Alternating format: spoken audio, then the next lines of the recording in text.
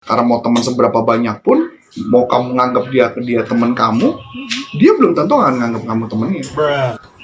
Karena nggak ada konsep teman kalau kita memberikan kepada mereka, mereka akan memberi balik, nggak ada.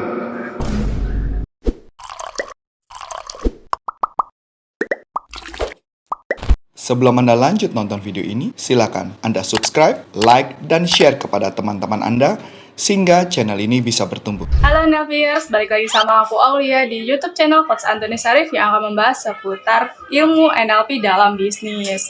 Nah, teman-teman pasti pernah kan merasa dimanfaatkan oleh temannya? Pasti pernah kan?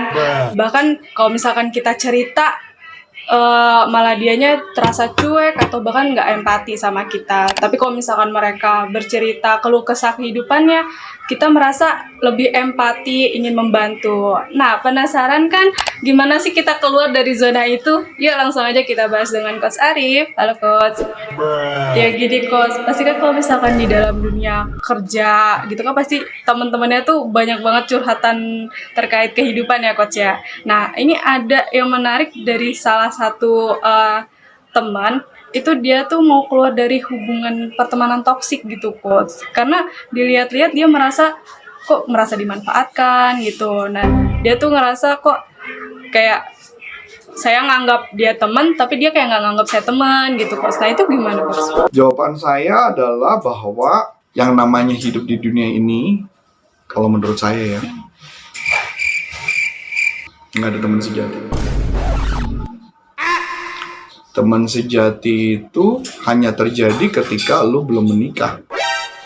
Begitu juga belum tentu teman sejati. Nanti pada saatnya nanti ada. Saya pertanyaannya, ada nggak teman-teman? Ada. Tapi menurut saya teman yang sejati adalah pasangan kita itu yang harus jadi teman sejati kita. Karena mau teman seberapa banyak pun, mau kamu nganggap dia teman kamu, dia belum tentu akan nganggap kamu temannya.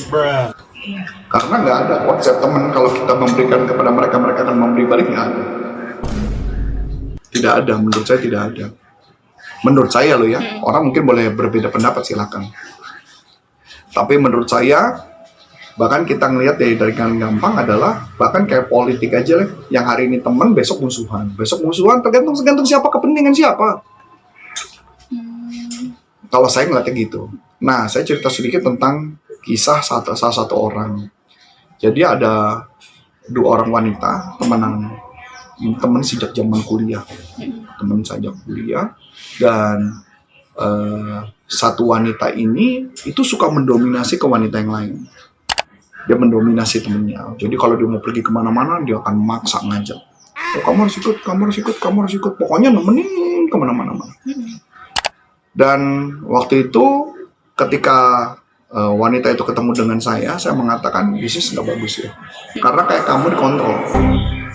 Hidupmu dikontrol sama si wanita itu. Dan saya bilang itu nggak bagus. Enggak kok. Tapi memang benar, ternyata memang itu. Sampai di satu titik saya bilang mengatakan kepada dia bahwa lebih jam berteman dengan wanita itu. Karena nanti yang ada adalah kamu nggak akan pernah muncul dirimu yang aslinya itu seperti apa. Karena kamu dibawa bayang-bayang orang lain yang terus mengontrol dirinya. Toxic relationship udah pasti akan ada. Tinggal pertanyaannya, kalau saya lebih suka pakai pendekatan stoisme sih. Pendekatan stoisme gini, contoh yang sederhana. Kalau saya misalnya nih, contoh, saya mau deketin kamu sebagai teman. Tapi jelas saya atasan kamu. Saya berharap kamu baik sama saya, hampir nggak mungkin. Kalau mungkin, itu adalah bonus. Karena stoisme menariknya adalah mengatakan ketika lu bergaul sama seseorang, kita udah tahu bahwa apa yang bakal terjadi. Jadi jangan berharap kayak gini, contoh. Kalau yang aku suka dari konsepnya mereka adalah, kalau kamu lagi, saya lupa namanya siapa orangnya. Jadi misalkan kamu kalau di kerajaan Romawi itu kan kalau lagi mandi itu kan mandinya bareng-bareng tuh, karena ada tempat pemandian umum. Terus dia bilang, kalau kamu berharap kalau lagi mandi nggak keciprat, itu kebangetan. Karena logikanya kalau namanya mandi pasti kecipratan dong. Kayak kolam renang gitu pasti kecipratan dong. Jadi sama aja kalau kita berteman dan berharap dia tidak menyakiti kamu, kelihatannya salah. Jadi begitu juga kenapa orang menjadi kayak contoh yang gampang sederhana deh. Saya sama pasangan saya.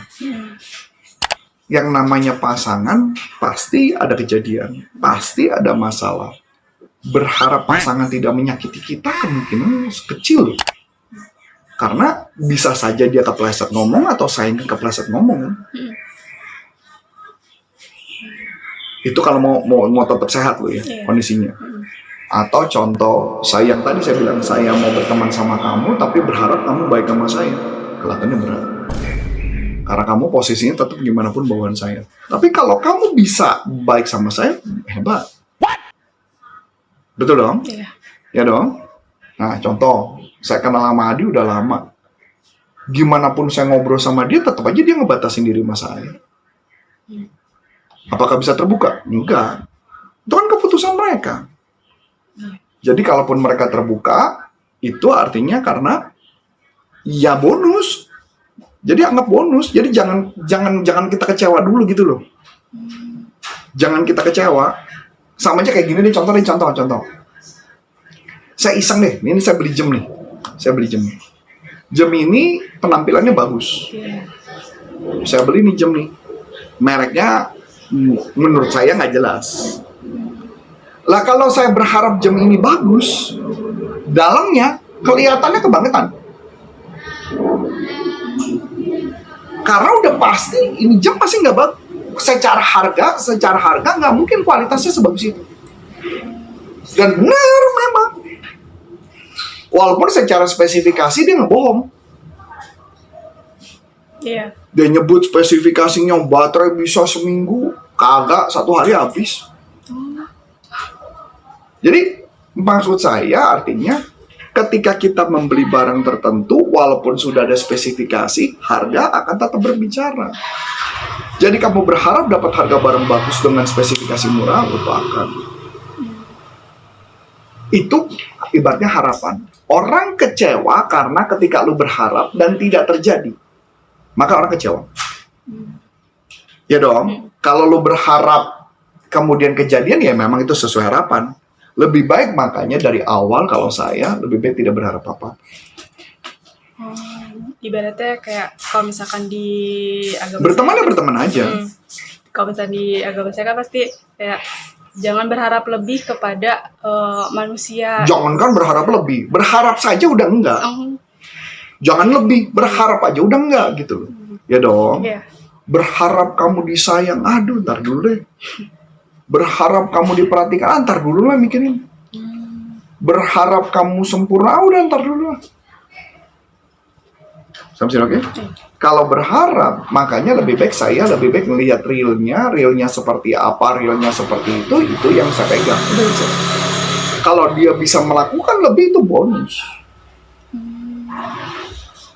Contoh, saya menggunakan chat GPT, saya kan seneng banget tuh pakai chat GPT. Sekarang saya seneng lagi pakai Perplexity, itu saya lagi seneng tuh.